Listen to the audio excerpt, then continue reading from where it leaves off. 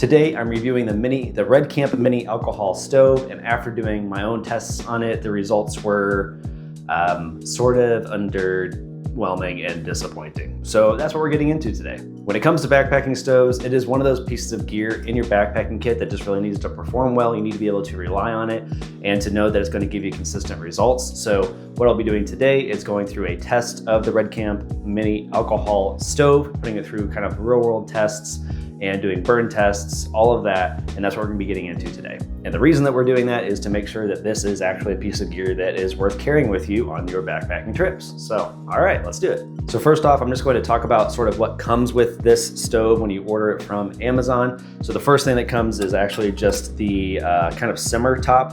So what you have here is just the top that sort of hinges open like this, and allows you theoretically to do a simmer with the cat can stove. The next thing that comes with it is a snuff cap, at least that's what I call it. I think there's a different name for it, but it's basically just a cap that makes it so that you can actually snuff the light on an alcohol stove if you don't want to burn through all the alcohol that's in here. So it's a seal, it has a rubber gasket on the inside. So when you're done burning the stove, you can just put it on, screw it on a little bit, and it completely kills any airflow in there and any oxygen, and it extinguishes the flame in here. Then of course you have the stove itself. So it's a cat can stove model. So it's basically just a really simple stove with a lining on the inside to give it some better heating. And then it has the little dots or the little punctures on the top here to give you a little bit more of a Bunsen burner kind of heat that should theoretically just help with the oxygen flow and all of that. So it's basically just a really standard looking, little bit beefed up cat can stove, if you've ever seen just like a really base model one. The next thing that it comes with is an aluminum pot stand. There are different ways that you can use this guy. The first way that you can use it is to basically put the cat can inside like this, more or less, that it stands just like that. The next way is to actually flip it over, and these little flanges right here would hold the cat can stove, so you pretty much just fit it inside of that, and then it would hang like this. I'm not going to do it right now because you have to pull the flanges out slightly and then push them back in. And I'm trying to get through this quickly. And the final way that is really convenient to use the cat can stove with is you basically just take it like this and then put the stove in this sort of way. So this is pretty much the least stable way to do it because you just have this as the base and that's all you have. But that is a different way that you can also use the stand for the cat can stove. And lastly, it actually comes with a nice little bag to hold everything in. So it's got this bag with the cinch top, and it does hold everything inside of here. You kind of just nest it all inside of itself, and you have the bag to carry it in. So I weighed all of this out, and with everything except for the bag, it comes in at 132 grams, which is also about 4.65 ounces. And then this comes in at 10 grams. So all in all, you're looking at like 142 grams for the weight of everything here. So if you don't want to take the carry case, you can save yourself like a tiny bit of weight, but not really worth it. But the whole stove weighs like less than 5 ounces, which is actually really good. And for a cat can stove, if it weighed much more than that for the stove and the stand and all that kind of stuff, I really wouldn't take it at all because part of the benefit of a cat can stove is that it is so lightweight, but we'll get into that in a second. So on paper, all of this sounds really great. It's lightweight, it's simple, it's clean. It's less than $20 on Amazon, so I'll put the price here for you so you can see it. So on paper, all of this sounds great, but even just during the setup process of this, when I was testing it out, I ran into some complications. To start off with the complications is even just when I was setting it up, I have a Toaks 750 milliliter mug, and this is a mug that is very commonly used by ultralight and lightweight backpackers and everyone else. It's just a very common piece of gear that a lot of people use. And when I was actually setting this up with the flanges on the top and the outside here, when I was setting it up, this cup, I mean, just barely sits on the flanges, but not really. If you just shake it a little bit, it comes right off. So the cup is actually too narrow to really fit on this stand very well, which kind of causes an issue because you don't really want to be boiling water on something that's not stable. So that was just issue number one that I ran into right off the bat. To fix this, it does come with a solution, which is they essentially make it so that you can put the stand like this and then put the cup on top here. But also, even with this, the cup and the stand are basically the same diameter, and it still makes it kind of unstable. So even on firm ground, I had this on the concrete basement floor for myself, and even then it just felt like I was always a little bit worried that if I hit the mug a little bit, it would just be off and the burn would be off, or it'd fall over and then I have hot water going everywhere. Whatever it is, So yeah, just a complication sort of on the front end there is that the stand didn't seem like it was doing what it needed to for me with my cup that I always use for all of my cook systems. The next thing has to do with the simmer cap that was not so great. Just to start off, it does have this kind of cool design for it, and I really liked that. You flip it up like this, and then it took me a second to figure out how to do it, but you essentially are able to pull it to the side, and then you create this sort of simmer function. So you'd have the flame coming out from here, and then theoretically you can just sort of turn the simmer cap to restrict the amount of flame that's coming up through it. But I was figuring out that as I was using this, especially if I kind of had it in a locked position before I put it on, you have a hot cat can stove because it's got all the flame in there, so it's really hot. And then to be able to have this, you have to basically hold the simmer cap and then do this because it's a little bit sticky and it's not even, it's just not as smooth as I would want it to be, especially for something that's going to be sitting on top of something that is going to get really hot and conduct the heat a lot. So I didn't love the design of this in practicality. In theory, it looked really cool and I thought it was going to be a really good idea, but in practicality, it wasn't working out very well for me. So the way that you could avoid this is basically before you put this on the stove, put it to what you want it to be and then put it on. So even with that idea, the funny thing is if you have the stove like this, for instance, and you have the simmer cap, you're not really able to do very much with it because it also rotates on, so you can't do it one-handed. So you have to hold it, or you can move the simmer cap first and then put it on, but then it gets in the way there.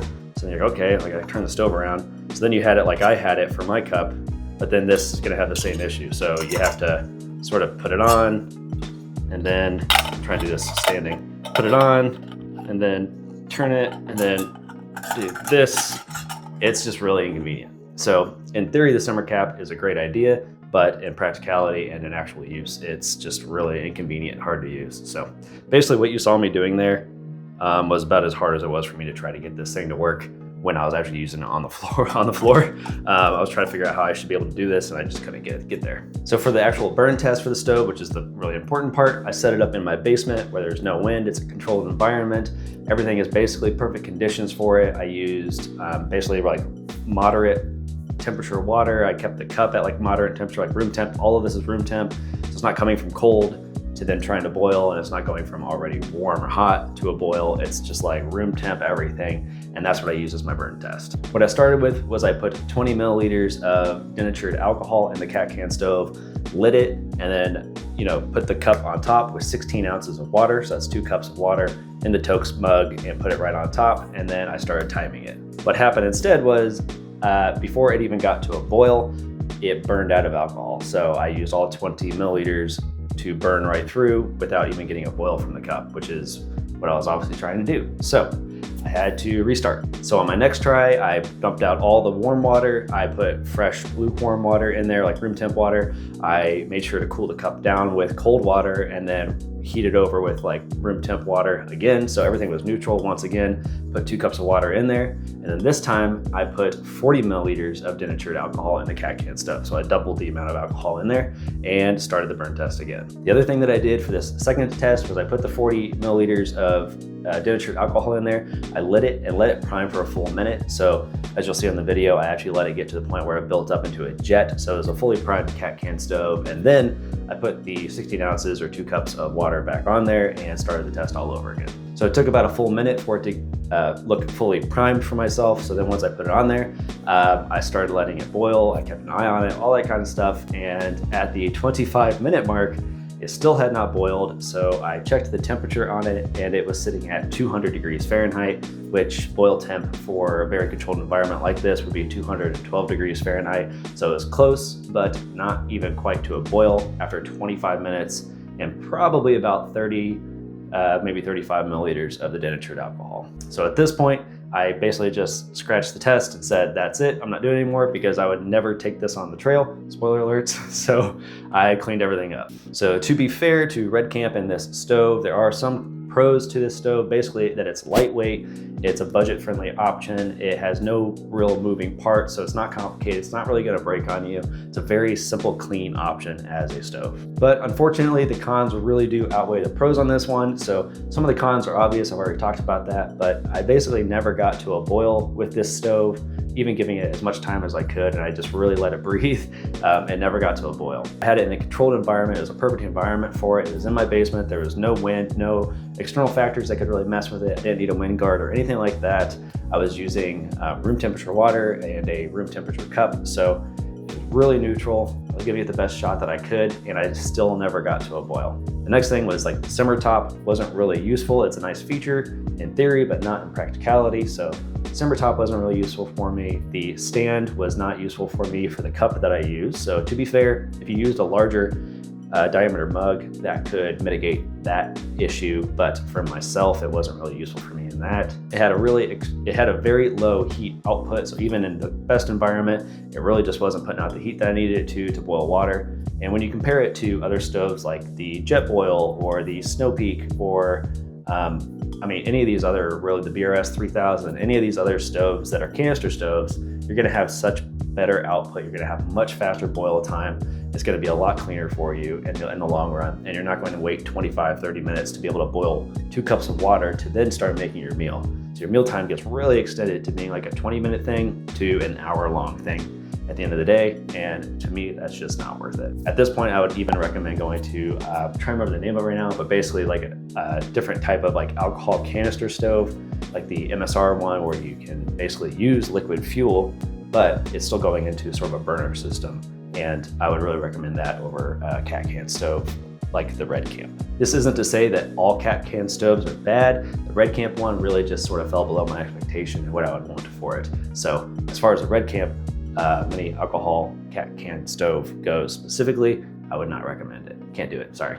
So who might be actually using this stove and who would be useful for in sort of survival situations or like a quick go bag, something like that, it might be worth taking with you if you really want to have something just as like a backup of a backup, but I really can't recommend this as a primary option or even a secondary option. There are better ways to go. Thank you for watching. I really hope you found this review helpful. If you did, make sure to like the video, subscribe to the channel. Let me know down in the description below what you use as your alcohol stove, as your cook stove, what you use as your cook system at all. I'd be really interested to hear from you. And if you think I missed anything or you think I didn't give the REDCAMP a fair shot, please feel free to comment down below and tell me what I could be doing differently. Any of that stuff, I'm happy to get any kind of feedback on that. So hope you enjoyed it. Like the video, subscribe to the channel, and I'll see you in the next one. Thanks.